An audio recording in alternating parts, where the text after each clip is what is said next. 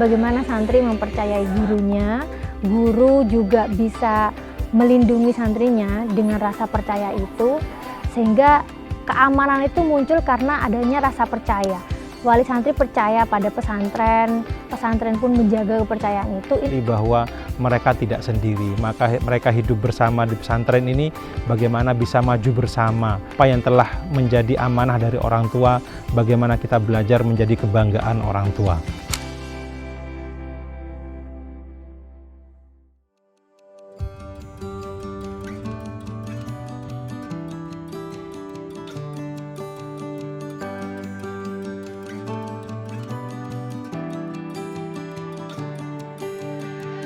Assalamualaikum warahmatullahi wabarakatuh. Assalamualaikum warahmatullahi wabarakatuh. Nama saya Nurun Sariyah, saya pengasuh di Pondok Pesantren Sofiyah Rogo Jampi, Banyuwangi, Jawa Timur. Nama saya Abdul Aziz, saya pengasuh Pondok Pesantren Sofiyah Rogo Jampi, Banyuwangi. Motivasi kami untuk menjadikan pesantren ini harus jadi ruang aman adalah kami adalah satu keluarga. Dan keluarga itu harus saling terbuka, merasa aman, menjadi tempat kembali bagi anak-anak. Bagaimana mereka walaupun merasa jauh dari orang tua, tapi di pesantren mereka merasa aman, mereka merasa tenang, sehingga mereka bisa belajar dengan baik. Keadilan gender itu adalah sebuah keharusan, termasuk di dalam memerankan nilai-nilai pendidikan di pesantren. Kita melakukan pendidikan keadilan gender, baik secara teoritis maupun secara praktis. Selain melalui pelajaran yang masuk ke dalam kurikulum tadi, itu adalah ada ngaji-ngaji hataman, ngaji sorogan gitu ya. Di masjid kami itu biasanya kegiatan di luar pelajaran rutin atau formal seperti ba'da maghrib atau ba'da asar gitu. Nilai-nilai tersebut juga diimplementasikan dalam kegiatan sehari-hari. Itulah cara kami untuk menerapkan dari ilmu di dalam kitab ini menjadi ilmu filhal atau di kondisi realitanya gitu. Kegiatan utama di ruang aman Pondok Pesantren Sofiyah sekarang alhamdulillah nih sudah di take over oleh ananda kami yang sekarang lagi ikut Jawa Timur Young Changemaker Academy atau JAICA. Kami memulai inisiatif ruang aman ini ada dua. Ada ruang tenang dan ruang asuh bersama.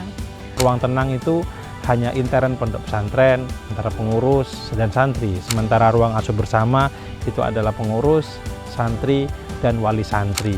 Di forum itu maka bagaimana kita menumbuhkan semangat, bagaimana kita menumbuhkan rasa tenang, bagaimana kita menyampaikan kepada para santri bahwa mereka tidak sendiri, maka mereka hidup bersama di pesantren ini, bagaimana bisa maju bersama, bagaimana beriringan untuk terus meraih cita-cita, untuk terus mengingat apa yang telah menjadi amanah dari orang tua, bagaimana kita belajar menjadi kebanggaan orang tua.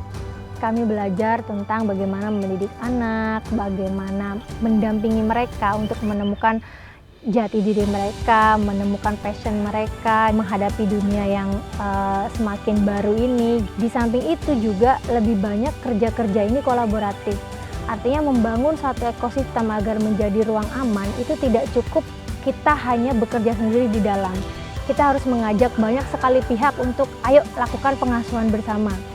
Misalnya pemerintah bisa nih dengan P2TP2A-nya, dengan Puspaganya itu mengawasi kami, menjadi tempat rujukan kami. Nah, itu satu support dari pemerintah yang bisa kami dapatkan dan kami ajak. Juga dari organisasi-organisasi lain yang mendukung, seperti ya Ashoka sendiri, kemudian dari teman-teman jaringan KUPI yang membantu menguatkan kami dari sisi literasi Islam yang adil gender.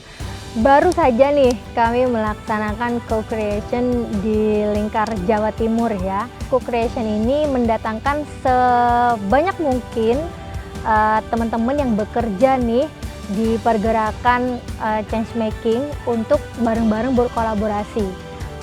Siapa yang kami dampingi? Yang kami dampingi adalah anak-anak muda dan tujuan kami untuk membangun sistem yang dapat mendukung para generasi muda menjadi yang change maker di komunitasnya masing-masing, entah itu di sekolahnya, di desanya, dan seterusnya.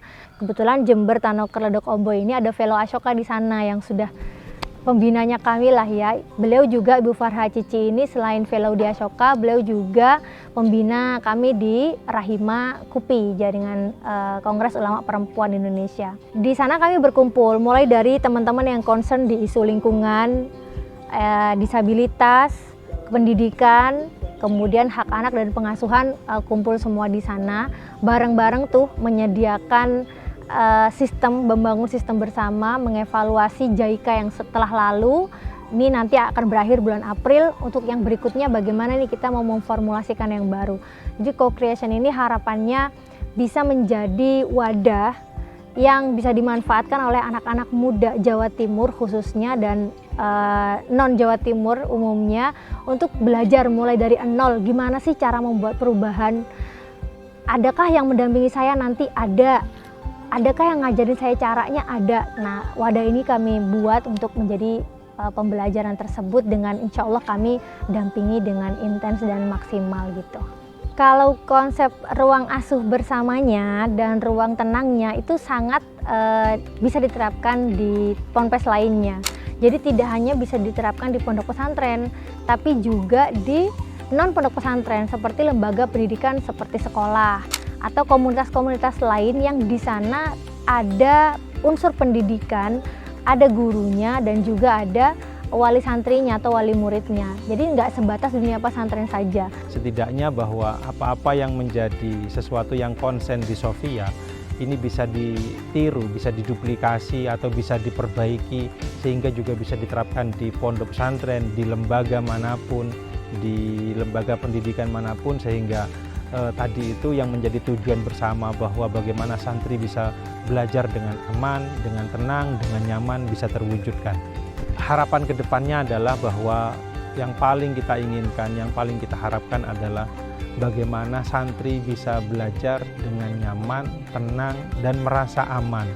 Maka oleh karena itu kita terus berusaha bagaimana mereka tidak dibully oleh temannya, bagaimana guru bisa bersikap baik kepada mereka, bagaimana di antara masing-masing mereka juga bersikap baik kepada mereka, tidak ada lagi caci maki, tidak ada lagi bulian, tidak ada lagi hal-hal yang membuat mereka tidak nyaman di dalam belajar. Even the best can be improved. Walaupun yang sangat dan sudah terbaik masih bisa untuk ditingkatkan. Jadi banyaknya atau masih adanya isu-isu tentang urusan yang tidak adil gender di pesantren atau bahkan berita buruk seperti kekerasan yang terjadi di pondok pesantren itu menjadi PR kita bersama untuk terus memperluas terwujudnya ruang aman di pesantren.